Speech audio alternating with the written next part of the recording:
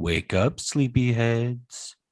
It's party time! This is the old Nukester coming at you right here on this fine Rocktober morning. It's the sweeping sensation that's sweeping the nation, and I'm going to do it to you right here, right now. Wow! On the Filmgazm podcast with Josh Allred and Connor Eyzaguirre.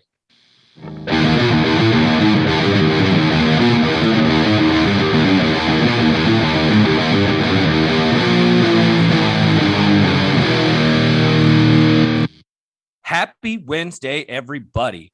Oh, you like that sound, don't you? It's a little different this time around, huh?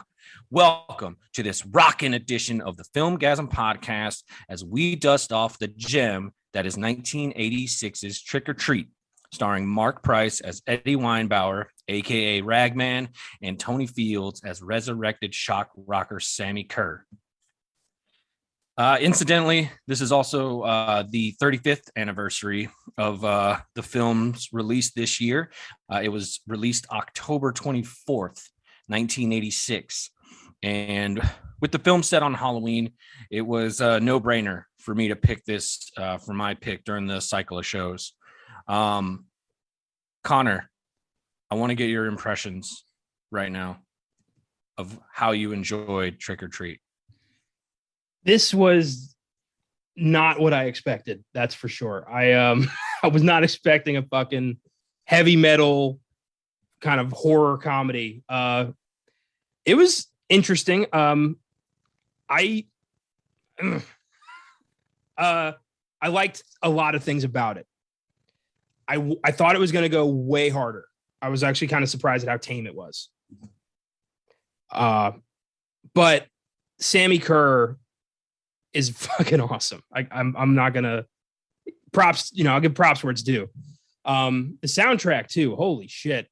Some incredible tracks from what's the name of the Fast Way. Fast Way. Mm-hmm. Yeah. They fucking killed it. Overall,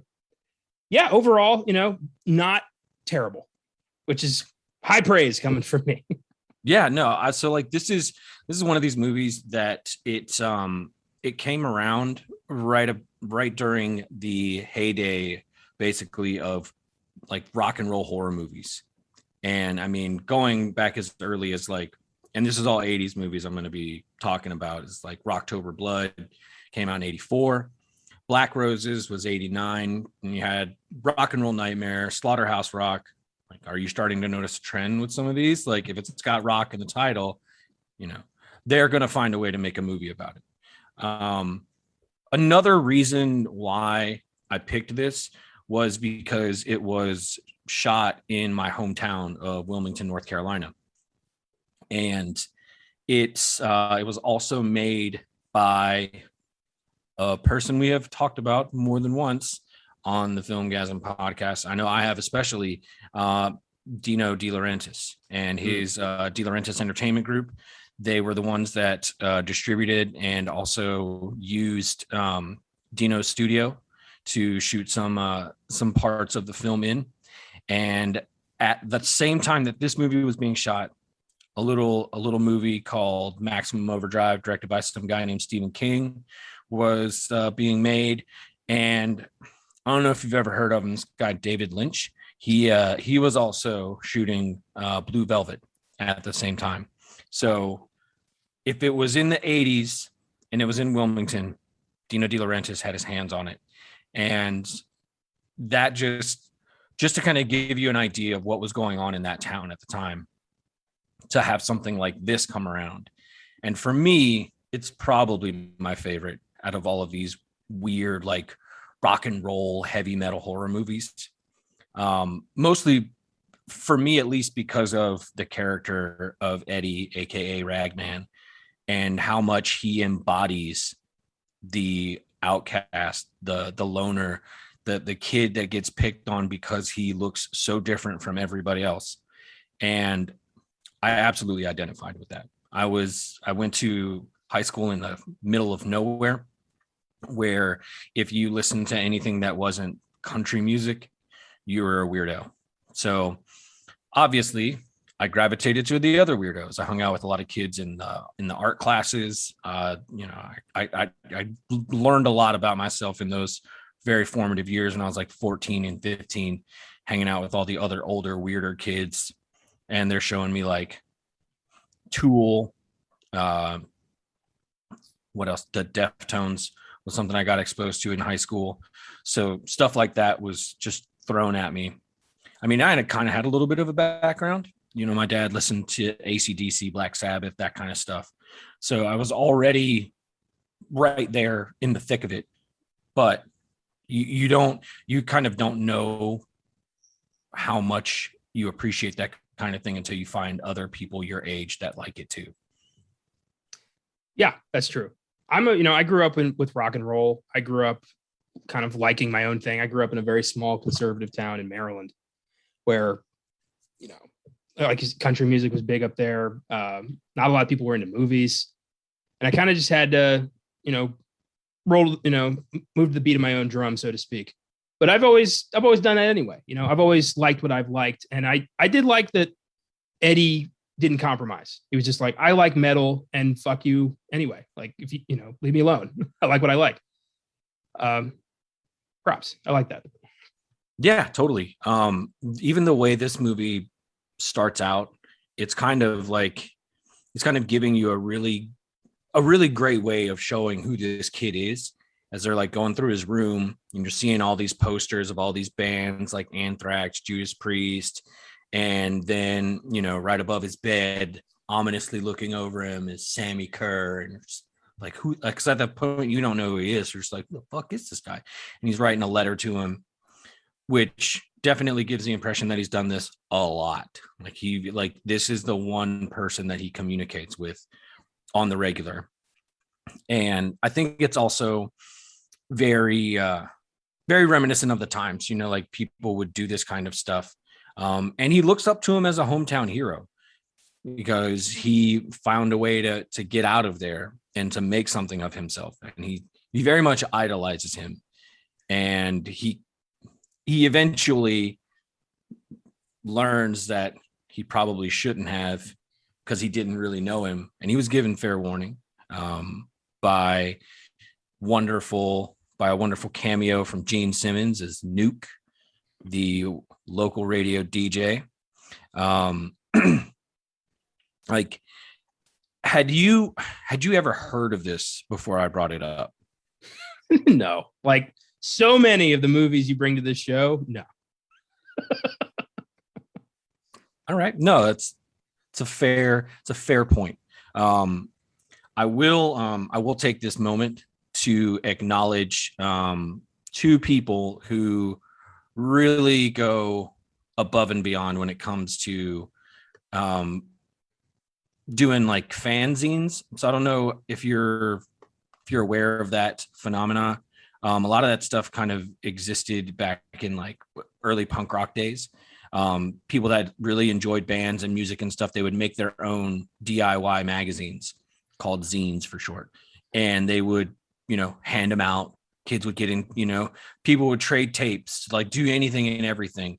And the two people that I'm going to mention right now, Jennifer and Jason Manriquez of Patty Jack Press, put together this sweet Joe Bob edition deep dive on Trick or Treat that I picked up last year. It's got a lot of history about the production. It's got a lot of history about the actors themselves, especially Tony Fields, who plays Sammy Kerr and does a phenomenal job. There's a nice little anecdote I'll give you as far as the quote unquote research he did in order to get into the role, which is very funny. They don't have this version anymore for sale on their site. However, they do still have a deep dive version, which is essentially the same thing. There's just a couple of pages that were Joe Bob specific that they did not put in their regular deep dive edition. So anybody out there that is interested in picking it up, check them out. Their website is pattyjackpress.com.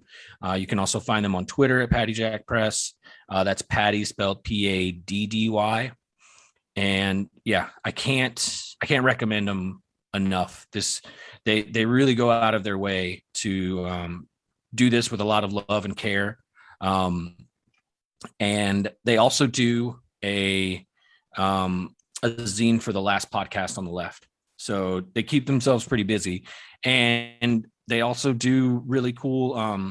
They do really cool stuff. So like when this was getting put together, they were already planning a trick or treat watch along, because at the time, and still, you can only really watch this on YouTube. Yeah. And they were doing it, but Joe Bob and Darcy were also going to do it, and Joe Bob was going to commentate along with it. And they all joined forces. They had giveaways during the thing. They were talking. They did pre-sales for this, and I was like, well, yeah, fuck yeah, I got to do it. The cover was designed by another artist named Cody Scheibe, and he does all kinds of rad horror work. He does what he calls the last draw in. So during episodes of the last drive-in, he'll draw an image from the movie, and he makes prints. He sells them. It's awesome stuff. And I say all of that to talk about kind of like how people in metal and punk, those scenes, as well as horror movie fans, it's all like an insular community, and everybody looks out for each other. Everybody has fun. Somebody takes the time to put something cool like that together. Like, yeah, I'll throw you a couple of bucks for it. Like, of course. It's all in the spirit of, celebrating this kind of thing. And this movie has quite a lot of fans, believe it or not. For me, it's really like a time capsule of the time, because I was only like 3 years old when this movie came out, but I grew up in that whole era, teased hair, leather, studs, and bad tattoos, and guys wearing eyeliner and fingernail polish, but they were also like, oh, I'll kick your fucking ass, bro. Like really, really just crazy stuff. Like I literally lived next door when I was a kid to this guy named Frank, and he was straight up, he could have been a Motley Crue reject. Not kidding. Like he wore leather pants. I don't think I ever saw him actually wear a shirt. It was always like a vest of some kind. You remember like really early, the early days of tattoos, the ink just looked kind of green. He had sleeves of fucking shitty tattoos like that. Big long hair, obviously dyed black. So that was it always reminded me of that anytime I watched this. That's awesome. I love the kind of, mythology and the camaraderie that comes with films like this, that I am really kind of, learning about over the course of this show. And it really just makes me appreciate all of it. And I love that. I remember, when we did our thing with the Beyond, getting to go into the Eibon Press comics and all that. It was really exciting to kind of,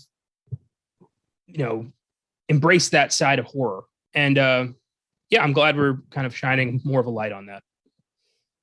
Yeah, it's really interesting to see too how people who were influenced by that kind of stuff, what they wind up doing with it. You bring up the Eibon stuff, and it's amazing to me to see that, oh shit, somebody else loved the Beyond too. And oh fuck, they got some people to make a comic book out of this shit. Like, fuck yeah. And it's just so exhilarating when you get your hands on something like that. And it's like it's kind of like you are in a club that you didn't know you were in, but when you figure out you're in something, you're like, oh shit, this is awesome. Yeah, because I was never in that cool fucking crowd when I was younger. Like, no, of course not. Now it is, and it's wonderful. Places like Twitter, I know a lot of people hate it. It's like this cesspool of shit, but if you know how to tune your feed, it's really sweet. And I just see all that stuff all the time. You get to interact with really cool people, like the editor of Fangoria. Like, I'll tweet stuff at him and he likes it and he responds, and I'm like, where the fuck, that's what's cool about this kind of stuff.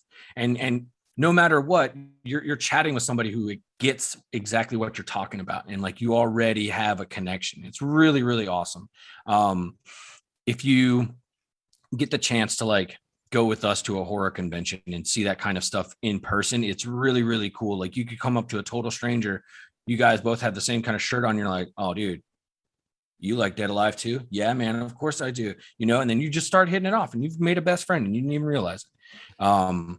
That's why I love movies like this, because especially this movie, which, you know, commercially it's a flop. Didn't make, I mean, it made its budget back and then some, but it never got, it was literally dumped on VHS the next year. So that really kind of tells you exactly all you need to know.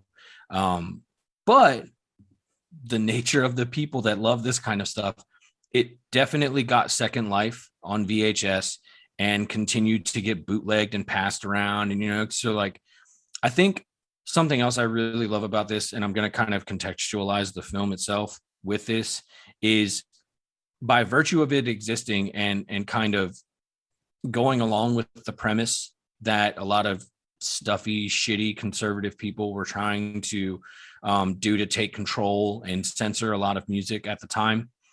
They were really just going like, fuck it. What if it was real? What would really happen? You know, like, would it really be that bad? Would it be that scary? I challenge you that no, it wouldn't. It would be kind of fun, at least for people like me. And that's something that's really awesome. And actually, the more, like, when I revisited this, because there is a Blu-ray of this movie that exists. However, it was only released in Germany or through Europe, and you have to have a region free player in order to watch it. I do. And I was like, yeah, fuck yeah, of course I'm going to get this shit. But, and I'll get to it a little bit later, and I'll just tease you with this right now.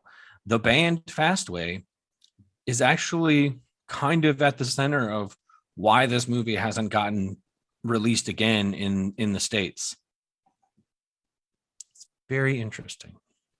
A lot of it's rumor and conjecture, but I think it's interesting enough.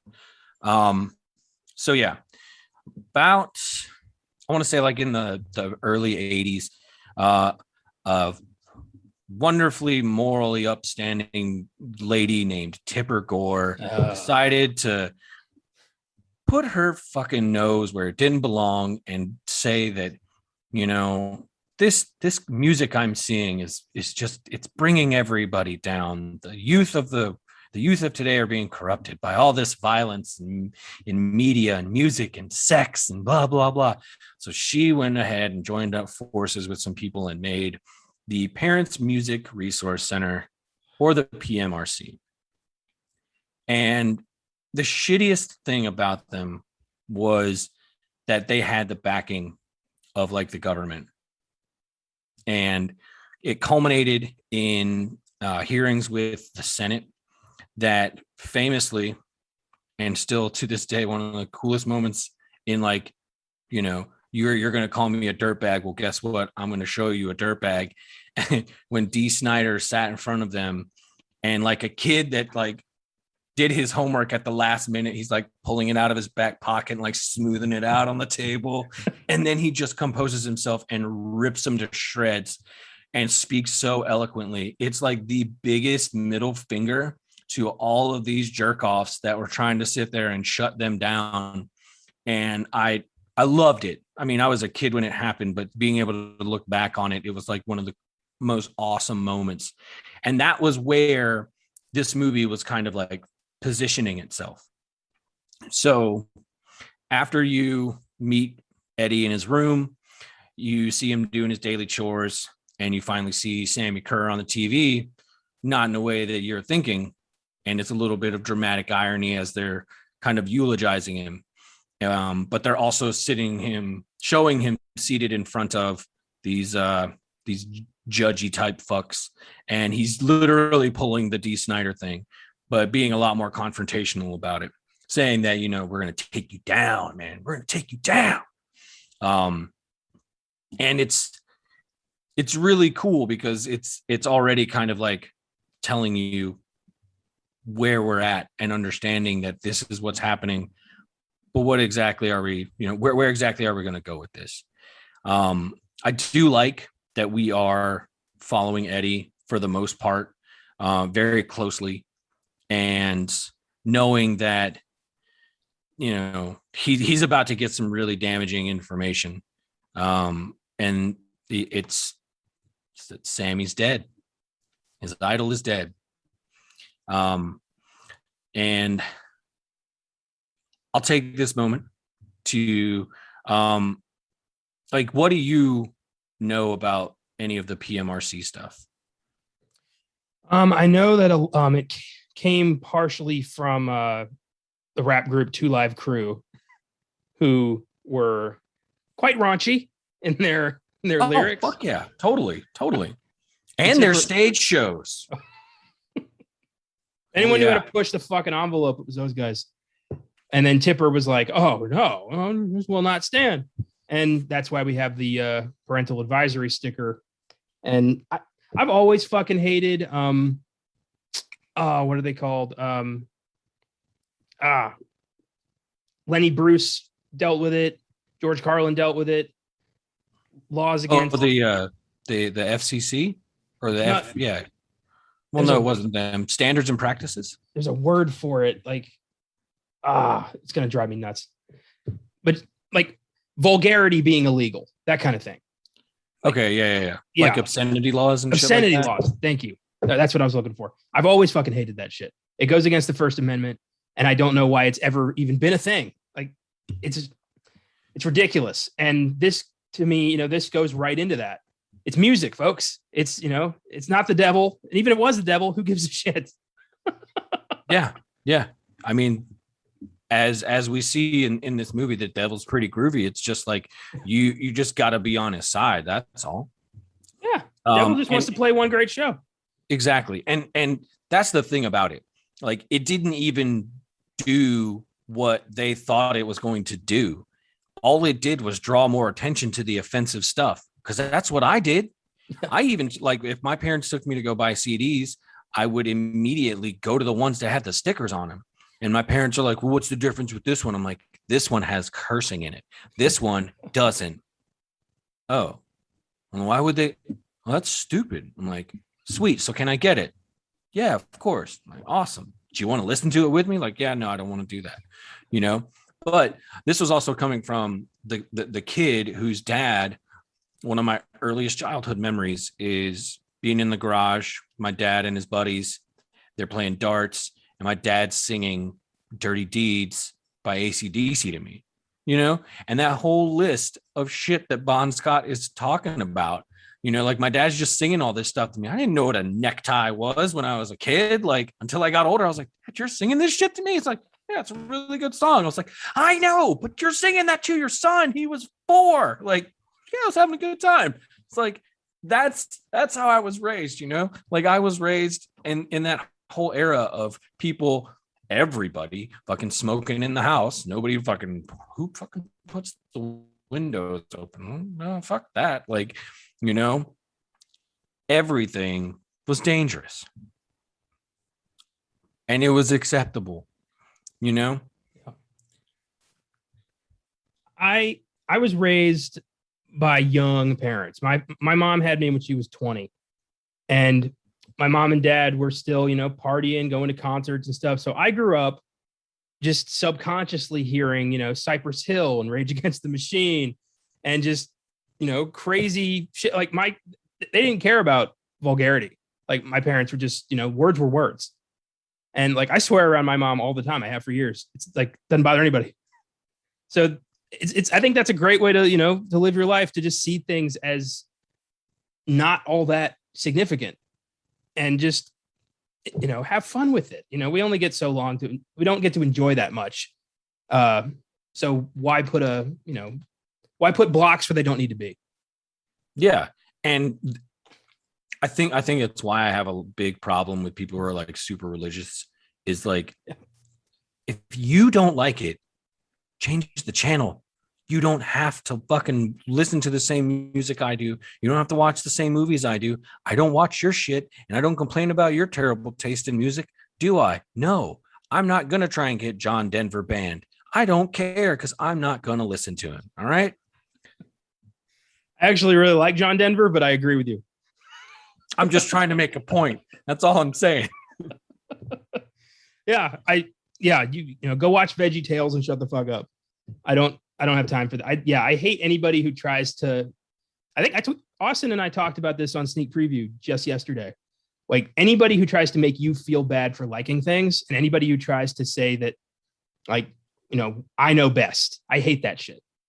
And ugh, yeah, this. Ugh. I made no.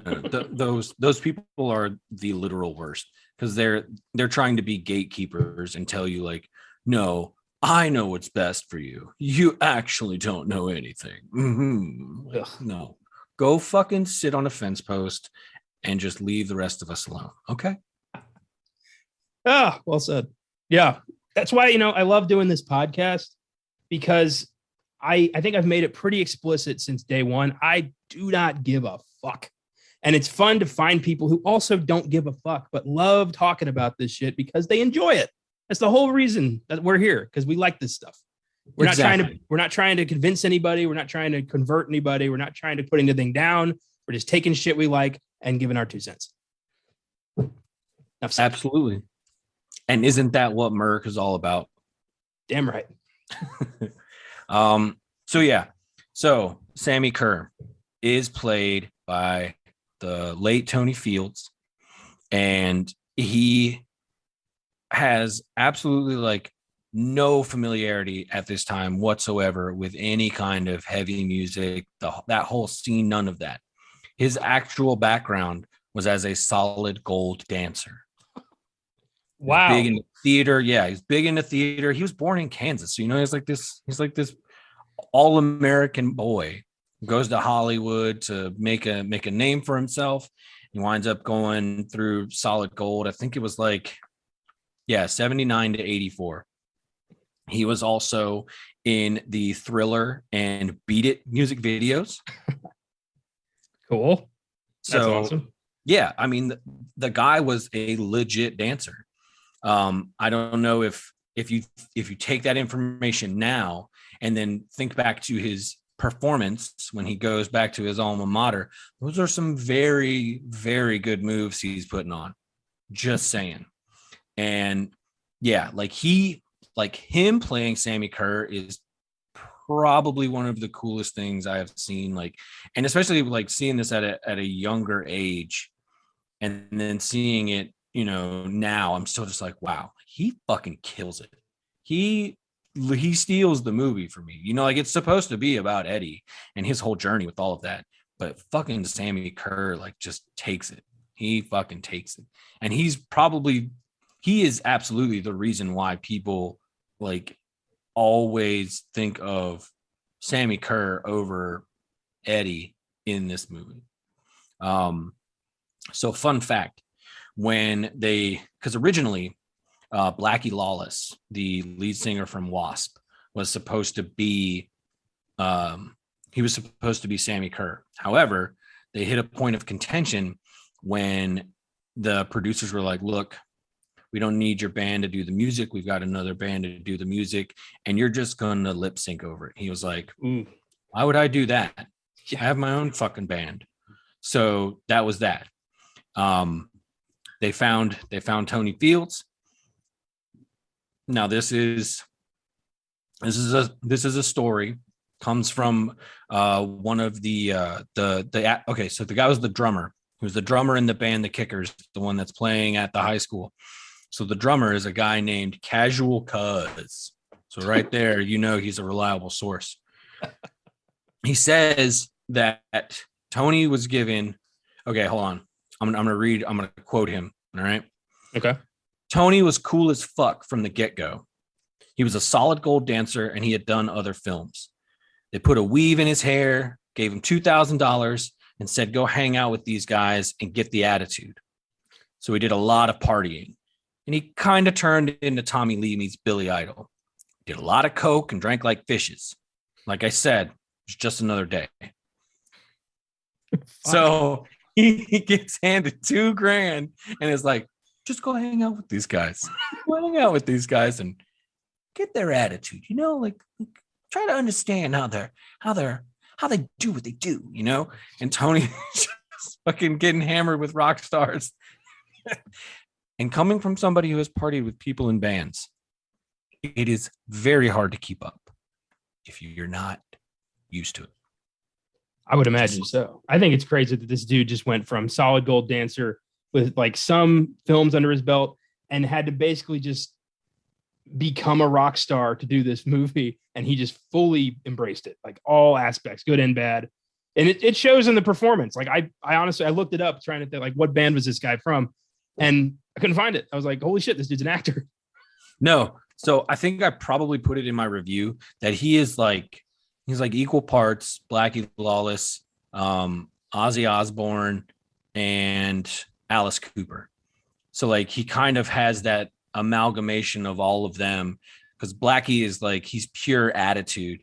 He's the guy that will punch you in the face, take your girlfriend, and then fuck her in front of you while you cry. Like that's Blackie Lawless.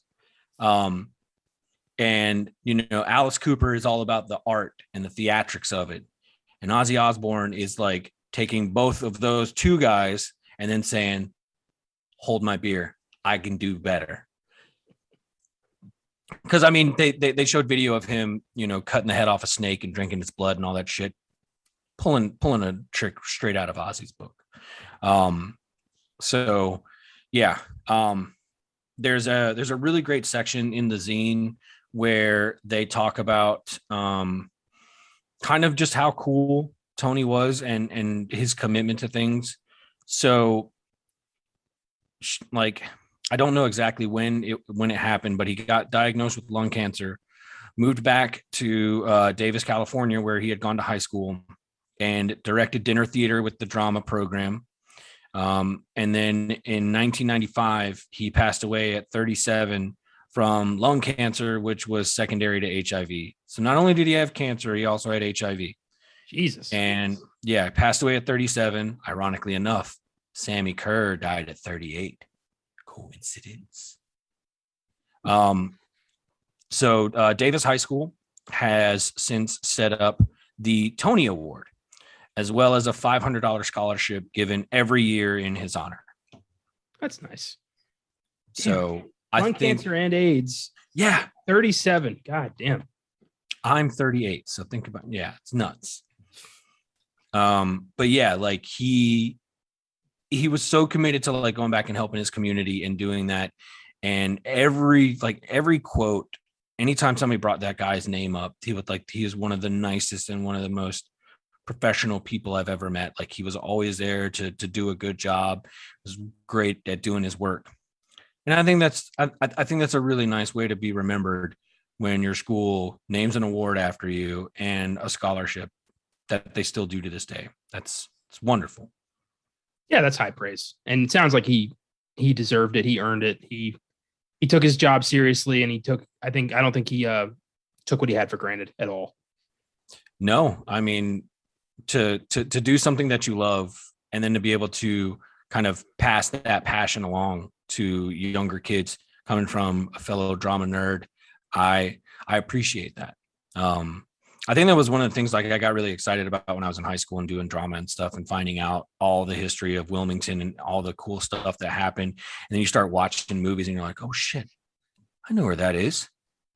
That gazebo in Silver Bullet. I've been there. I know where that is.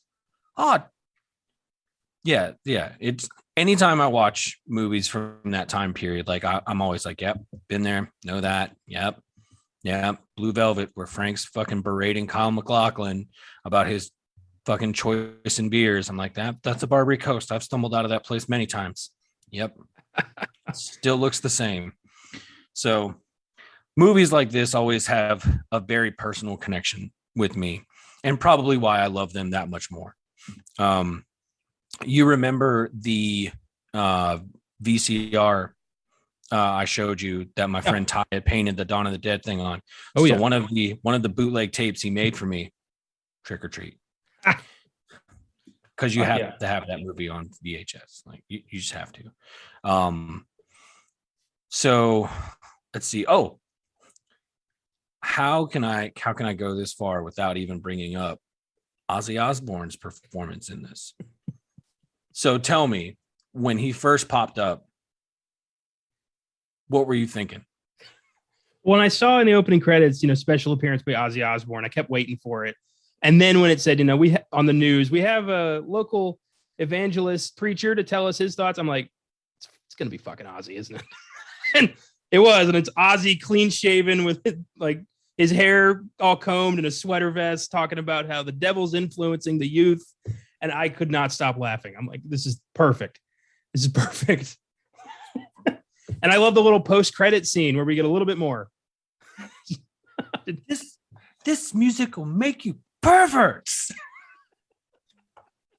I'm surprised he was able to give full sentences. I thought that at that point he was already fucked up, but good for Ozzy. Fun fact, and this is coming from a site coming from the Joe Bob fanzine. They're saying it was from one of the producers. I felt it was better not to give Ozzy scripted lines because what he came up with was much more interesting than the script. And that was from one of the producers talking to Fangoria back in the day. They probably got about 45 minutes of material out of Ozzy. No way all that's going into the movie. So think about that. All the shit that they left on the floor. I think this too is probably like, so going back to the PMRC, like Ozzy Osbourne was absolutely one of the people they went after that the PMRC had in their sights. Because I mean, duh, of course, the guy that eats fucking head off a bat, of course we're gonna go after him. Yep. He is relishing this because that he is just sticking this right back in their face and going like, this is what you think of me, right? Yeah. Well, now I'm going to play you and show you how stupid you sound. And this is great. Like this is, and again, you have to think he came up with a lot of this shit. He was like, demonic beasts. What happened to the good old simple love song? I love you. That's a good word to use. Nowadays, they have to write some sickness. It's just absolutely sick and bizarre. And I'm going to do my utmost best to try and stop it now. These evil people have just got to be stopped. Like this fucking guy, like he is going right back in their face. And that's one of the reasons why I fucking love this movie. Like, and I think part of it, why it's still kind of relevant, because like there's still people that bitch about this kind of stuff.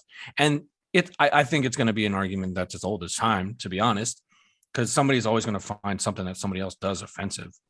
Yeah. And somebody thinks that their opinion matters about it. Really fucking doesn't. Like, take your own advice and fucking choose not to get exposed to it. Just don't. Yeah, it's not my responsibility to make you feel better. That's one of my, I wholeheartedly believe that. I've had to talk to people like, the music I like, the movies I like. I, occasionally have to explain myself, and I often just don't. Just like, don't like it, just all right, I guess I won't hang out with you. It's that easy. Exactly. I'm getting too old for that shit. Yeah. I think too, like in his introduction, when he's reading the Sammy Kerr lyrics, like I just laughed so fucking hard because he plays it so well. It's like it hurts him to say this stuff. It's like he's going to get sick saying it. It's so fucking good. It's so good. Like when I hear that lyric, I think of a sexual act. It's the fucking blue sweater vest that ties it all together. Like this is, like if Ozzy got captured by the Jehovah's Witnesses and like converted, this is what it would be like. And he played that so well. Oh yeah. So I think it's like after this little introduction to Reverend Gilstrom, and it's Eddie getting in his car with the appropriate vanity license plate of Ragman, heading over to see Nuke, and they're gonna commiserate with each other.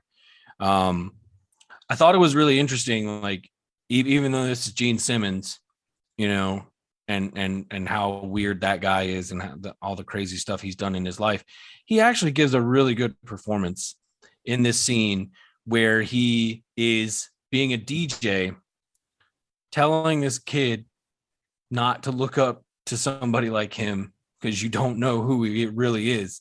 You know, it's almost like he's talking to people in the audience who are watching this movie. It's like, you don't want to put me on a pedestal. Like, I'm a guy who fucking wags his tongue and spits blood and fire everywhere. Like, I'm not really gonna be a good hero. And he even warns him, you know, it's like Sammy was very angry. He was not who you think he is. And Eddie doesn't like that.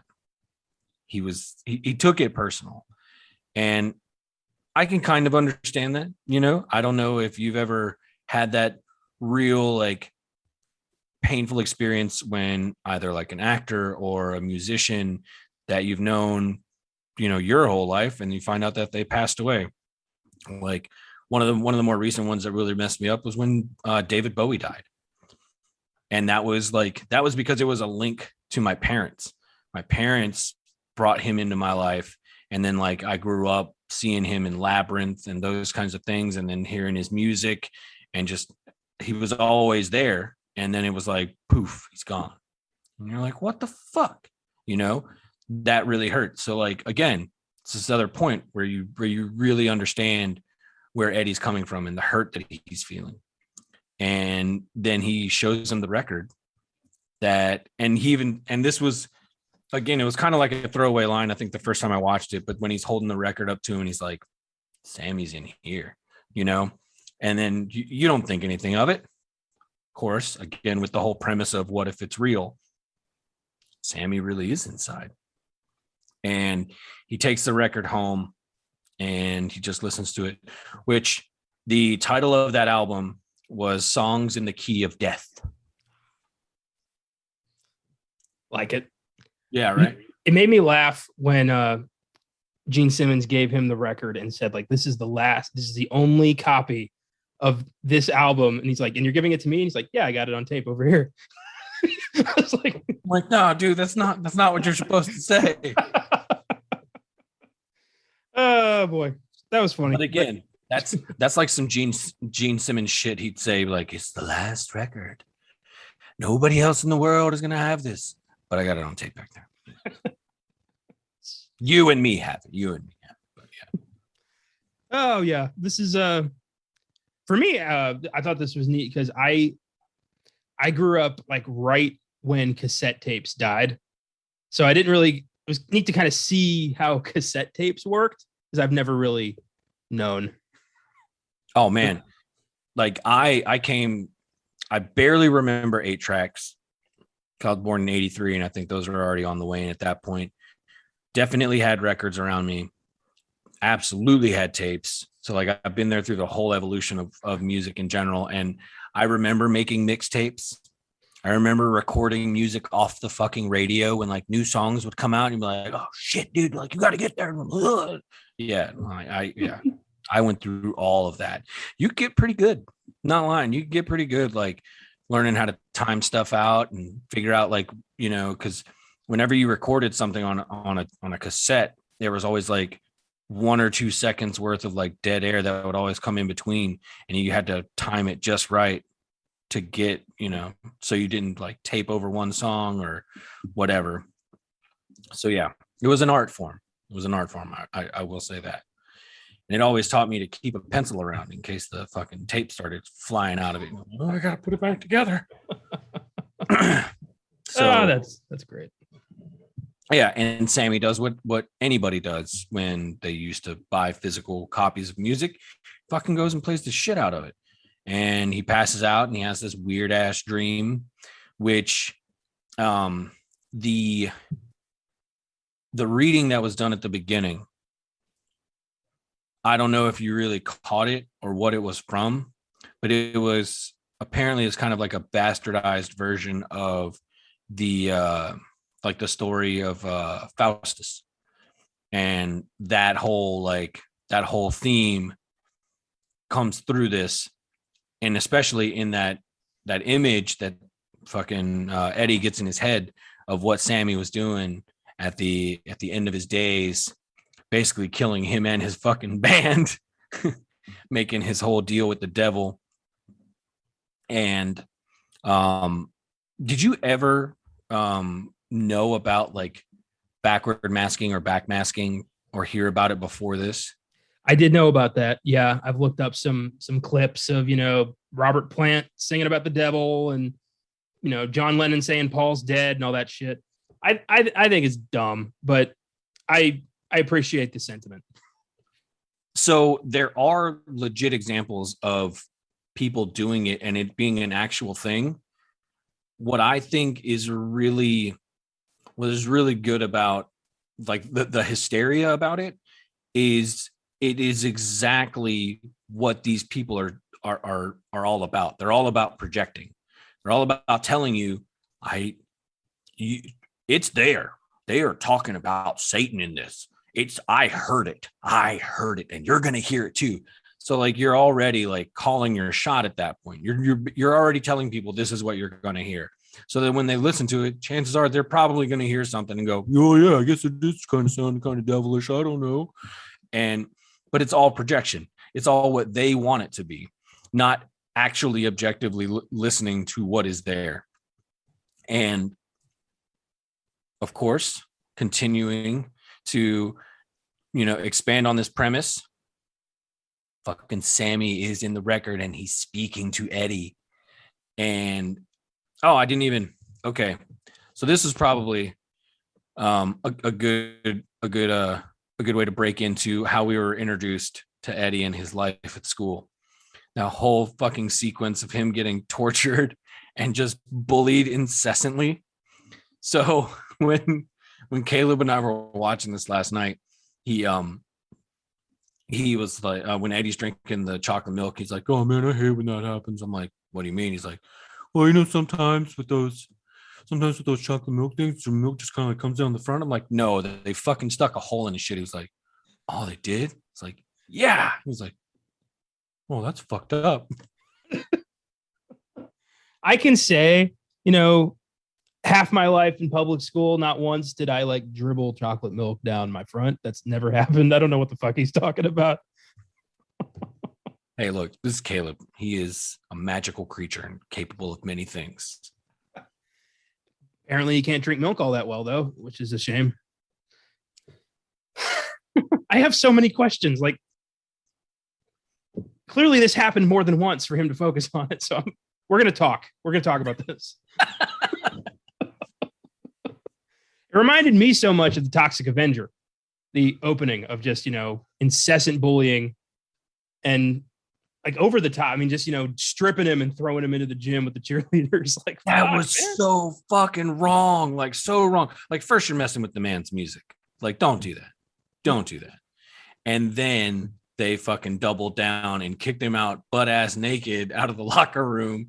And so Mark Price was talking about that. He was like, yeah, skinny, 17. Like, yeah, I don't feel scared about it. It's like that took some fucking balls, man. No fucking way I would do that shit.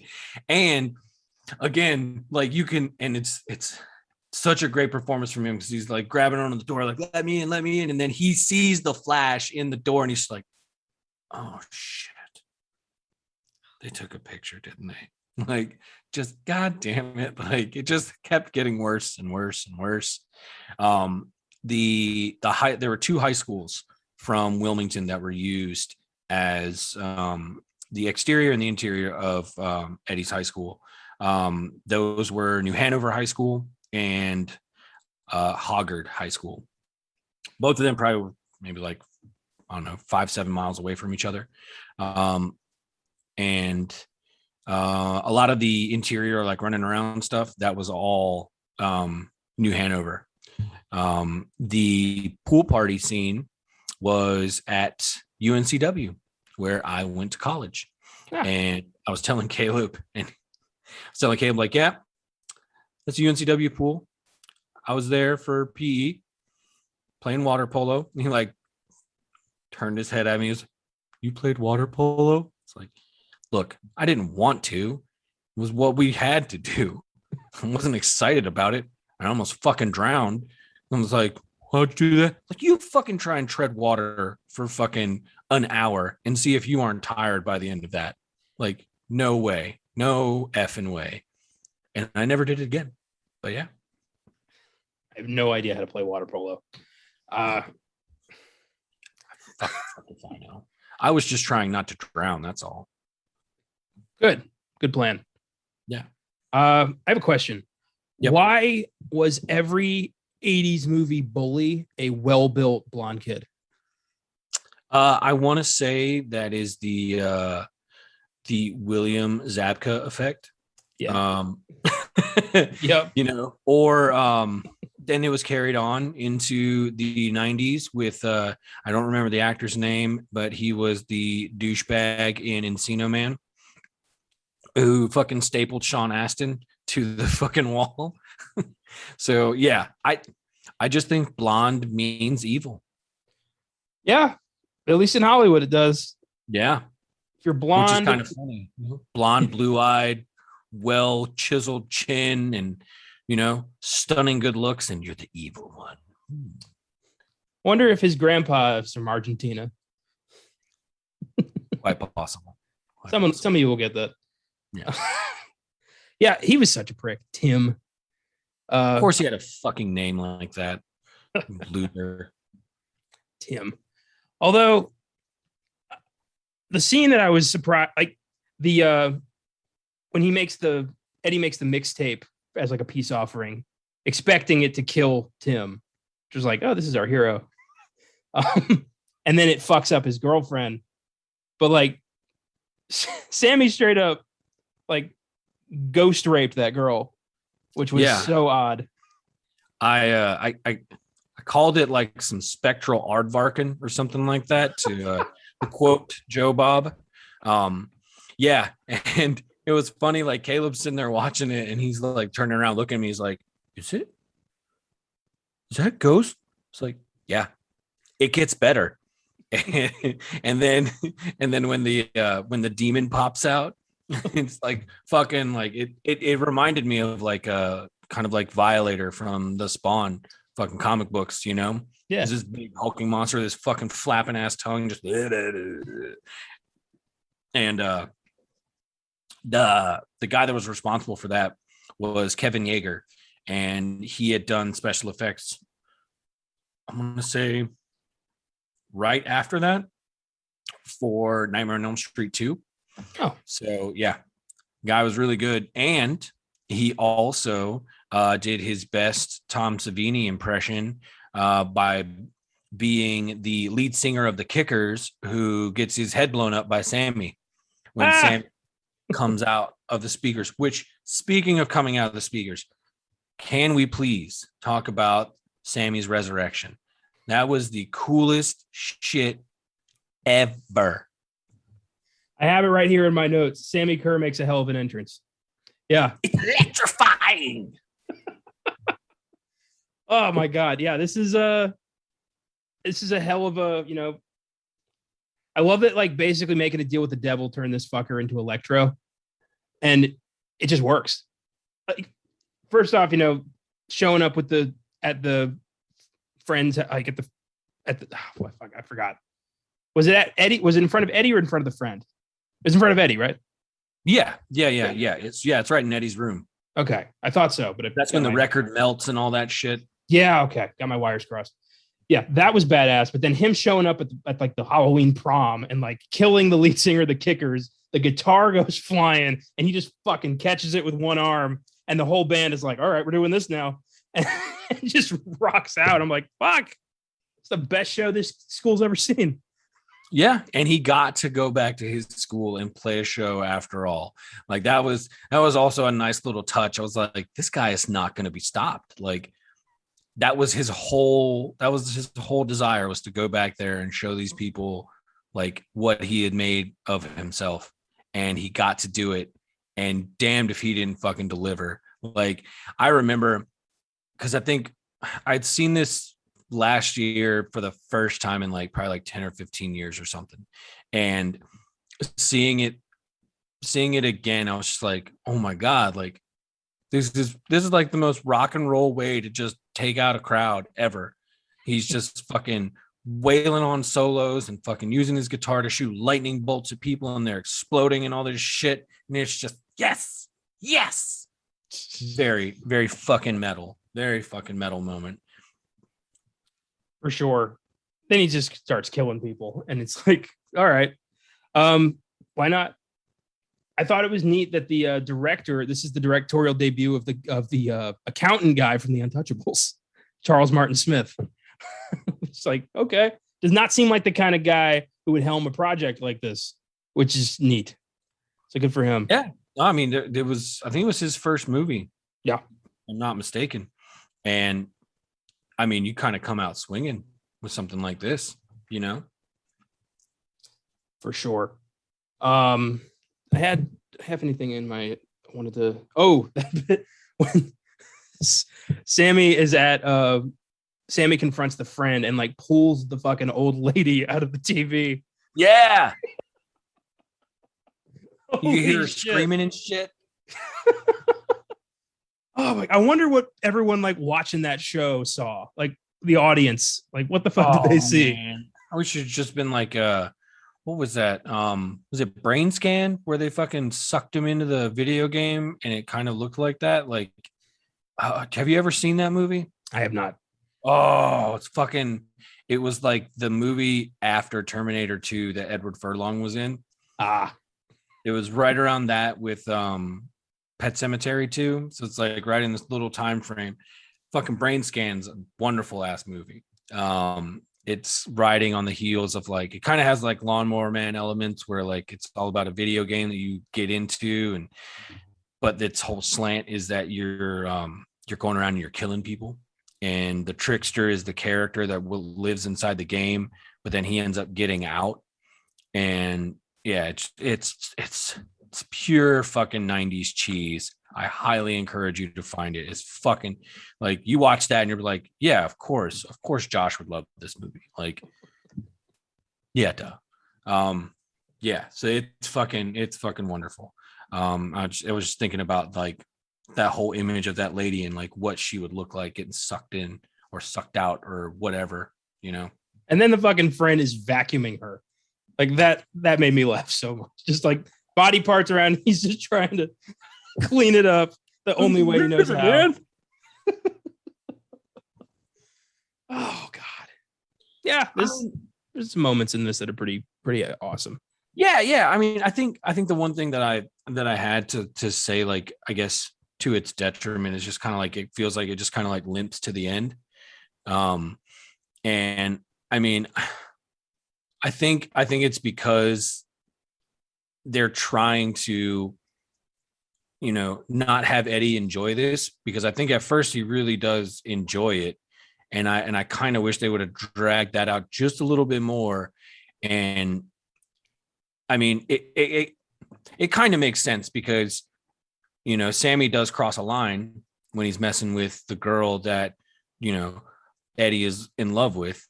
And that was where, you know, as it happens all the time, two friends, girl always gets in the way. Just leave her alone, dude. Just leave her alone. It's like, sorry, man. Like, I am horny and ready to destroy. Like, you can't just leave me on a Walkman with a nice lady and not expect me to try and, you know, have fun. One problem I have with it is that it has so little to do with Halloween that I feel like Trick or Treat I feel like it didn't earn that title. You know what I mean? Yeah.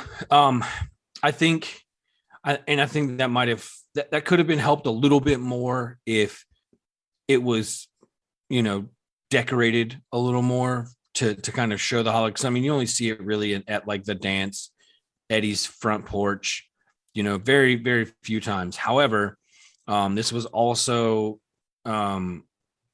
titled Ragman. Yeah. And it was also titled Death at 33 RPM. So which is actually like there's actually a really fucking badass poster for that, which shows a record and like this demonic looking clawed hand like as the needle on the record. It's pretty raw. It's pretty wild. So yeah, I mean, I think, and again, I just think if they would have played up that aspect of it a little bit more, probably.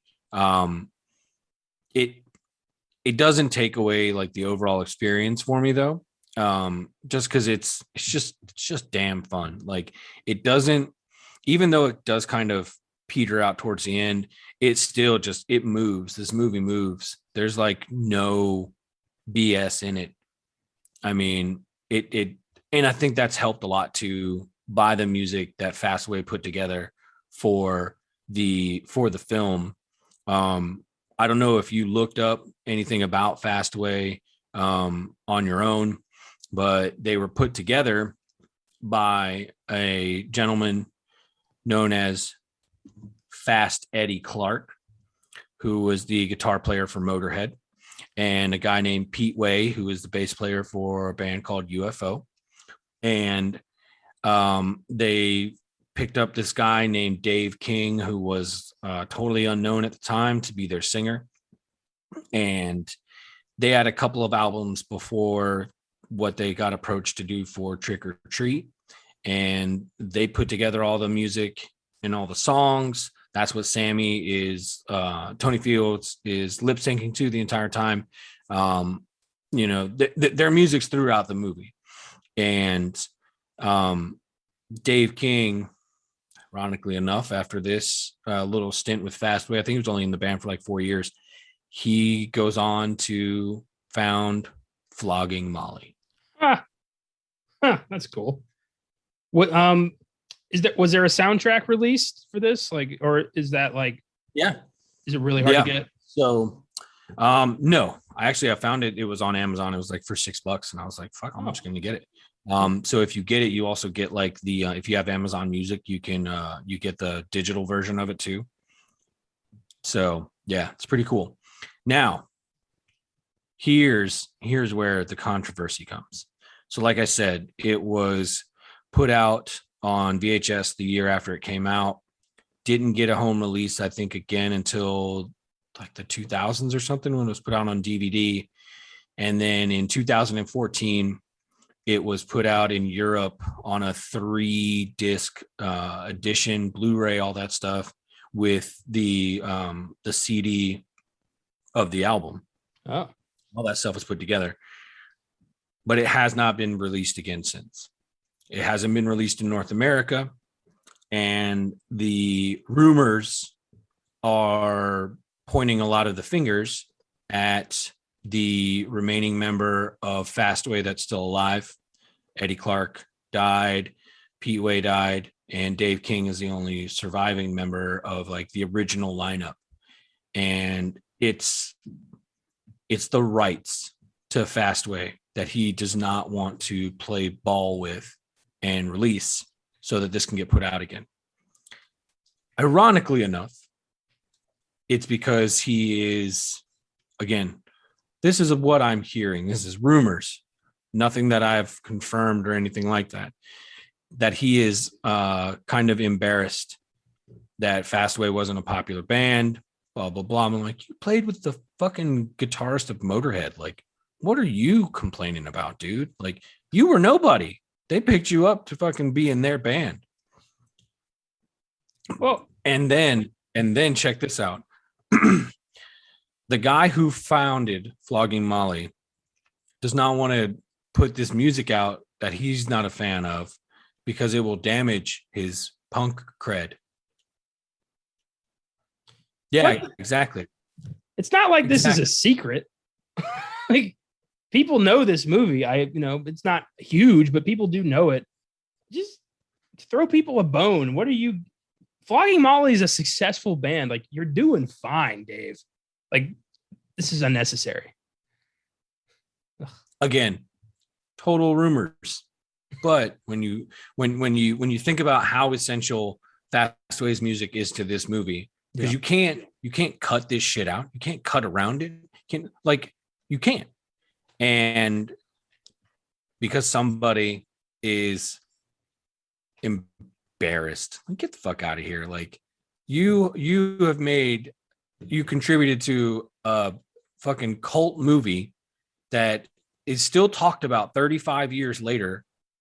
And while maybe not as popular as Flogging Molly, probably has a more devoted fan base. I'll just say it like that. Call me crazy. I don't care. Quote me on it too. Go for it. I dare you. But yeah, so that's because for me, this is absolutely a movie that Vinegar Syndrome, getting their hands on this, they would put together something fantastic. And the fact that some dickhead does not want to play and make some money out of this totally blows my mind. It makes no fucking sense whatsoever. Like, the guy could make money off of this and then go make more fucking Flogging Molly music, which that music makes me want to flog myself. Like, I'm not a fan. I don't care for them. I don't go out of my way to listen to them. And I've had punk compilations, and like, I've hear a fucking flute, and I'm like, if this is Flogging Molly, and then I hear that voice, and I'm like, oh, fuck these guys, skip it. So that's how I feel about it. And I just think it's ridiculous that after all this time, and even though the last version was put out like 7 years ago, this guy doesn't want to give this movie the restoration and love that it deserves. Yeah, some people just don't understand or don't care that they were a part of something that so many people care about and so many people want to see restored. And that just sucks. It's I don't know. I feel like this guy will never play ball if he hasn't by now. If this is what's going on, I mean, it could be something else, but certainly sounds right to me. Yeah, I mean, anybody attached to Dino De Laurentiis' estate, they wouldn't care. They'd be all about it. Like, yeah, duh. I mean, they've never tried to do whatever they could to like stop like any of the other movies that he had his hand on, you know. So I really feel like the fact that it's coming, like the fingers are being pointed at that guy. I'm like, yeah, I buy that. And if I'm wrong, so be it. You know, feel free to, as we say all the time, engage us on social media. You know, you've got, we're at Filmgazm on Instagram and Twitter. You can find me at Zombie Killer on Twitter. We're ragging on Caleb. He's also on Twitter as well.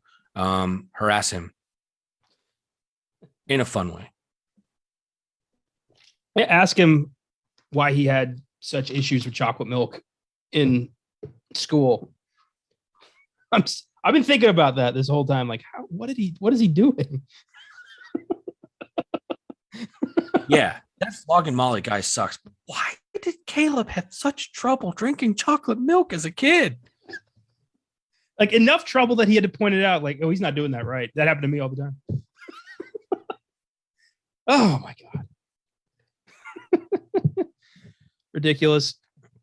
Well, at least it's on YouTube. It did when it opened as Ragman. I'm like, oh, I have the wrong movie. But then I looked into the credits and I'm like, no, wait, this is the right movie. And I gave it a bit and I'm like, no, this is it. Oh yeah, yeah. But yeah, you can't. That's pretty much the only way you're going to get to see this. Believe me, I looked. Yeah, my buddy Ty actually, he showed me that he is going back on a bootleg venture.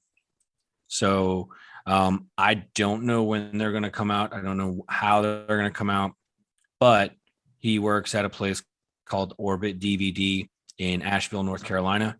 You can find them at orbitdvd.com, and they always have good shit for people that are collectors or movie fans in general.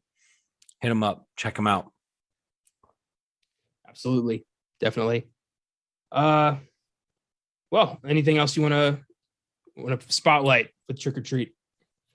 I mean, I think we've kind of hit a lot of it, and it's just like, this movie is just a lot of fun. I encourage you to look out, to seek out Black Roses. That's something else that definitely has to be seen. Like there's just some weird, ridiculous titles for some of these like rock and roll movies. There's literally a movie called Hard Rock Zombies. Of course, there And is. and it is fucking terrible. Like just the worst. I found it in like the early days of Netflix, like I saw the fucking picture they put up for it. I was like, yeah, okay, all right. No, immediately regretted it when I started watching. I was like, this is terrible. What the hell is this? So yeah, stay away from that. But Black Roses has got a really cool premise to it, and it also features a speaker eating somebody. So gotta watch that. There's this guy, he made a bunch of weird metal back in the 80s. His name was John Michael Thor, and he was in a movie called Rock and Roll Nightmare, and I encourage you to look up that poster for that movie. It's fucking ridiculous. And yeah, it's just, these movies were an excuse to put demons and metalheads together, and it's just great. It's just, I told you. Yeah. See, Holy shit. Yeah. That is one hell of a codpiece. Right? It's frightening, isn't it? Jesus. It's a whole subculture I didn't know existed. This is good. Oh, yeah. That's what I'm here for, man. I'm here to expose you to all the finer corners and cracks and crevices of horror films. Happy to do it. Fuck yeah. What would you give this out of 10? So if I could give it 6.66 out of 10, I would, but I can't because we go 1 through 10. It's a solid 8 for me. And if you ask me tomorrow, closer to Halloween, I'll probably say it's fucking 10. I just really love this movie. It's always fun. I mean, I have the album for a reason. It also has a really great poster for it. And for me, that's part of, my childhood, seeing a weird, crazy, scary video box and going, well, I have to see that movie, and just getting sucked into it, but it's always a roll of the dice, it's either really good or it's fucking some shit like Hard Rock Zombies. And you're just like, I want to rip my eyeballs out right now. Like, this is terrible. That movie's fucking bad. Like, it's got the worst, soft lighting and soap opera hairdos. It's terrible. It is terrible. And it is not hard rocking or zombies you think. It's not. It is a total misnomer. It is definitely a bait and switch movie. Definitely. It's trash. Don't even go there. That blows. I give Trick or Treat a 6. It's not terrible. I thought it was for an R rating. I thought this should have been way more hardcore. I thought it was pretty tame. And then I thought, it could have had more to do with Halloween if you're going to call it Trick or Treat. But that's just me. So 6. Hey, look, I'm just glad that you came into this at the beginning with a smile on your face. So I know you at least had some fun with it. And that's all I can ask. That's all I can ask. Because, almost 99.9% of the time, I'm not going to recommend a movie that's boring as fuck. That's true. There's going to be something about it that you're going to be like, well, didn't think I was going to see that today. That is true. That is true. I'm going to get something I've never even thought of, heard about, or considered from you. That's for sure. That's what I'm here for. And at the end of the day, isn't that why you have friends? To fucking expose you to shit that you're just either you're going to regret and you're going to question your life choices, or you're like, it wasn't so bad. Yeah. Austin will make me watch a week of Federico Fellini movies, and then you will give me some crazy ass 80s horror film. So yeah, it's all, it's all good. It's all about balance, man. It's all about balance. Yep. That's sure. Man, if I had to watch a week's worth of Fellini, I would probably hurt somebody. I canceled 2 of the movies. I was like, I'm watching. I after watching 3 of them, I'm like, I can't fucking do this anymore. So I stopped. It was like I told him on the episode, I'm like, I didn't watch this one, so sorry. We worked with what we had, but I could not do it. That was That guy, not the time, but holy fuck, did I not enjoy that? Yeah, right. Oh, this was fun. Yeah, I mean, not too bad. Letting me take the wheel and drive a little bit. Um, I think this is a format that we can wind up having a lot more fun with. And it's definitely I think kind of taking the burden off of your shoulders for always having to do a lot of the prep and whatnot, and also kind of making me or Caleb pull our weight a little bit. Well, the way I see it, like you have a passion for these movies. You want to talk about them on the podcast more than anybody. So you're going to do research I would never even think about, which is awesome. So I think, yeah, definitely want to do more of these this way for sure.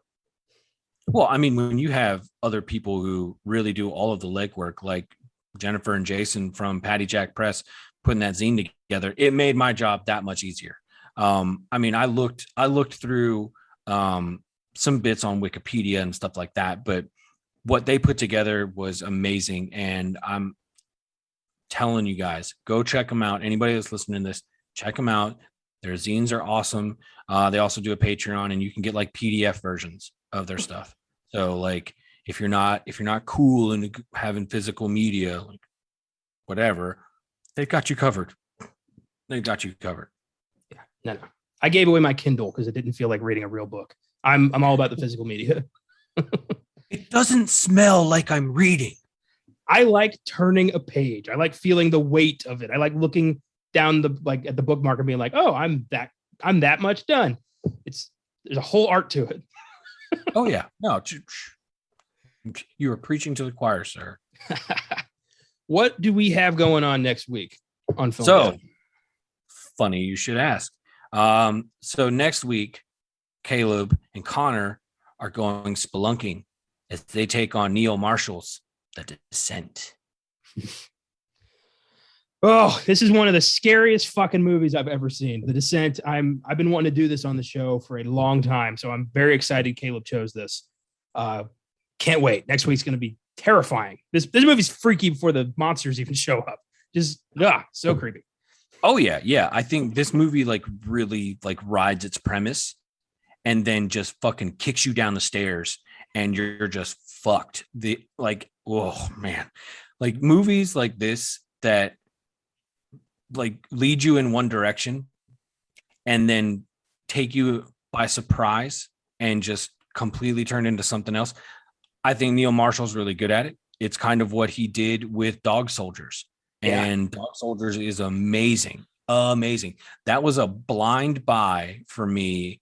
I had never heard about it. I saw the box. I was like, dogs. Yeah, duh. And I was not disappointed. Like, I fucking love that movie so much. And absolutely, Neil Marshall is really good at that misdirection, that sleight of hand. He's making you think you're watching one kind of movie, and then he's like, no, actually, these are weird fucking albino blind man creatures. And yeah, it's a fucking wild ride for sure. Oh yeah. It's going to be a fully loaded horror week on Filmgazm. We've got Rosemary's Baby on Oscar Sunday this weekend. And then sneak preview, we're going to be covering Last Night in Soho, Antlers, and Paranormal Activity Next of Kin. So all horror, all the time. It's going to be great. I mean, as it should, with, how fast October has passed by. It's crazy to me. But that does not mean that spooky season ends, of course. Folks like me celebrate a year round. I mean, I bought some fancy new Halloween decorations that I'm going to be putting up in the new apartment that Caleb and I are moving into, and they're never coming down. So it's always going to be Halloween in there as far as I'm concerned. So, oh yeah, very nice. Yeah, this was awesome. Yeah, way to go. Taking the big chair. Well done. Well, thank you. I tried my best to do you justice. You are the pillar of this podcast, Connor, and you've set the bar very high. So I'm just hoping I did a good job. I appreciate that. Thank you. I do my best. Yeah, you do a damn good job. Don't let anybody tell you otherwise. All right. Well, have a good week, everybody. Remember to never turn your back on your heroes, or they'll come back from the dead to steal your soul with rock and roll. No wimps, no false metal.